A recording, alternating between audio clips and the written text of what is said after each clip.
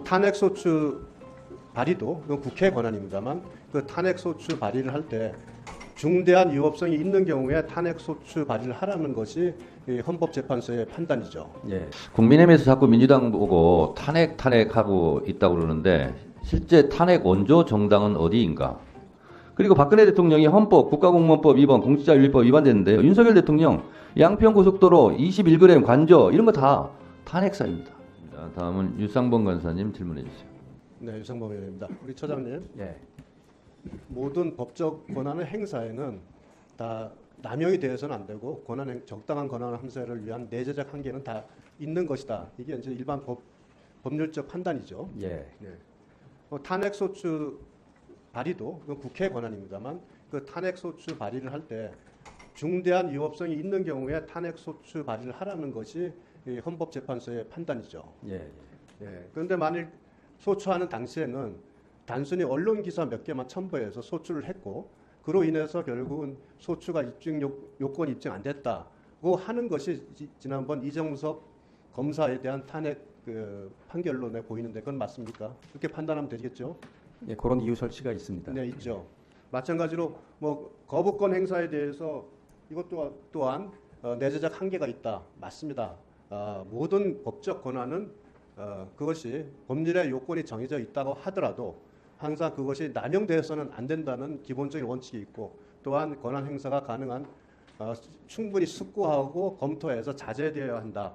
그런데 이와 같은 권한은 입법권 행사도 마찬가지 아니겠습니까? 이건 물어보겠는데요. 자, 대통령이 위헌성이 높다 그래서 거부권 행사를 한번 했습니다. 그랬더니 그 위헌성에 또 다른 위헌성을 추가해서 다시 민주당에서 일방적으로 법안을 발의해서 또 대통령한테 보냈습니다. 대통령이 이거 거부권 행사할 수밖에 없는 거거든요. 그것을 3번이나 반복해서 하고 있습니다. 그리고 나서 대통령이 거부권을 남용했다고 비난을 합니다. 국회에서 법안을 만들어서 보냈고 그러나 행정부 수반이 대통령이 그 법안의 위헌성이 문제가 있다 그래서 거부권 행사했습니다. 그러면 그 위헌성을 해소하고 법안을 보내는 것이 입법권의 적정한 행사 아니겠어요? 답하시기 곤란하시죠? 네. 그런데 지금 민주당이 의석수가 곧 민심이라면서 94년에 민주당이 의석수 2배인 시절에 3인 중 2인을 추천했던 사례를 들어서 지금 이명을 추천하겠다고 지금 계속 주장을 하면서 일명 합의가 이루어지지 않다 보니까 지금 현재까지 이렇습니다. 그래서 이제 곧 헌재의 기능 정지가 눈앞에 와닿는데 지금 현재 문제가 있는 것이 뭐냐면 가장 현안이 되는 것이 이준숙 방통위원장의 지금 탄핵 사안입니다. 이렇게 되면 이게 언제 종결될지 모르는 상황이거든요. 지금 그러니까 헌재가 언제 제대로 구성이 될지 모르는 상태인데 이 상태에서 그냥 방치하게 되면 굉장히 방통위원장의 기능 자체가 마비되는 심각한 결과가 초래됩니다. 그래서 이 부분에 대해서 저도 문제 제기했는데 보니까 이준숙 위원장의 대리인이 효력 정지 가처분을 신청한 게 있습니다. 보니까 지난 10월 10일 날 제출이 된 걸로 보입니다. 지금까지 헌재에서는 효력 정지 가처분에 대해서는 굉장히 소극적인 입장이었는데 이 부분은 극히 예외적인 상황이기 때문에 이 부분에 대해서는 적극 검토해야 될 것을 보입니다. 네, 수고하셨습니다. 저도 5분간 질문하도록 하겠습니다. 국민의힘에서 자꾸 민주당 보고 탄핵하고 있다고 그러는데 실제 탄핵 원조 정당은 어디인가 한번 살펴보겠습니다. 경부고속도로는 박정희 대통령이 건설했죠. 탄핵 고속도로는 국민의힘 그쪽 진영에서 먼저 건설했습니다. 탄핵 열차, 레일을 깐 것도 그쪽 정당이었습니다. 그 증거 영상을 한번 보시겠습니다.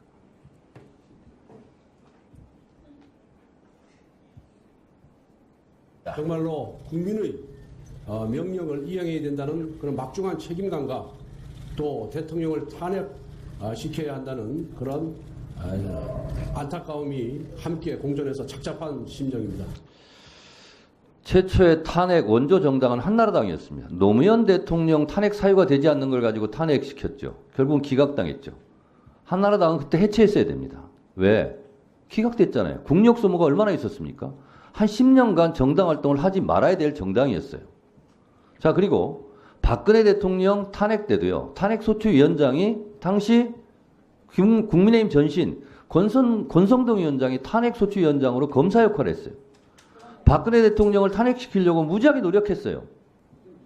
자, 대통령 탄핵이 고속도로 철도라면 검사 탄핵 정도는 아마 지방도로 정도 될 거예요. 국민의힘에서 민주당에게 검사 탄핵을 자꾸 한다고 그렇게 공격할 처지와 입장은 아니다라는 말씀을 드리고요. 박근혜 대통령 탄핵이 인용된 것을 윤석열 대통령에게 적용된다면 윤석열 대통령도 탄핵될 가능성이 매우 높습니다.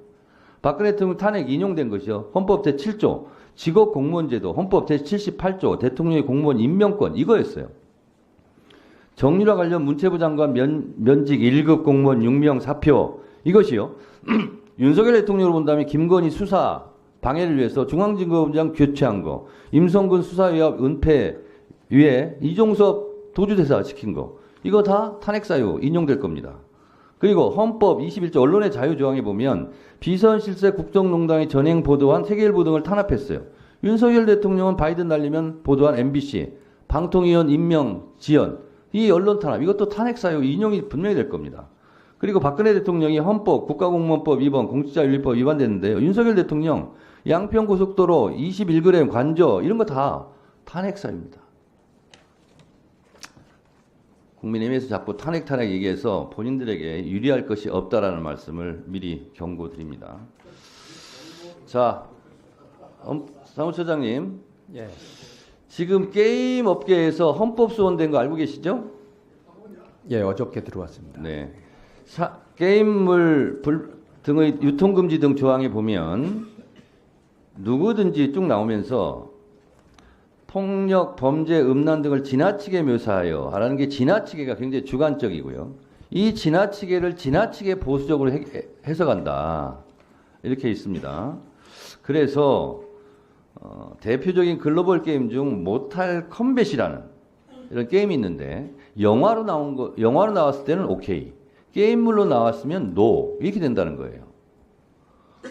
그리고 오징어 게임 잘 알고 계시죠?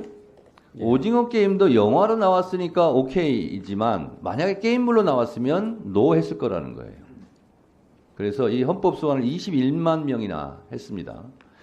이 미국의 미래학자 피터 드러커는 21세기 국가경쟁력의 최후의 승부처는 문화 콘텐츠 산업에 있다고 그랬고요.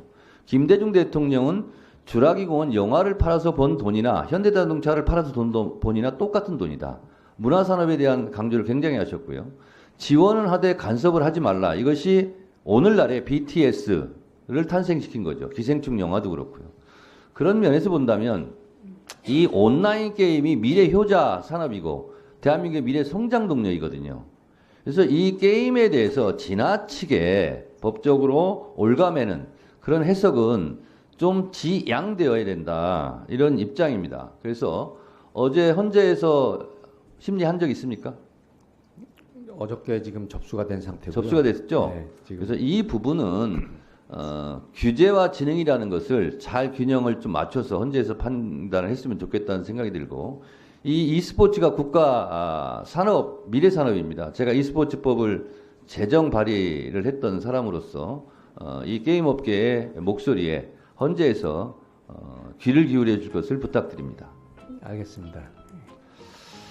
네, 이상으로 모든 질의를 마치고요.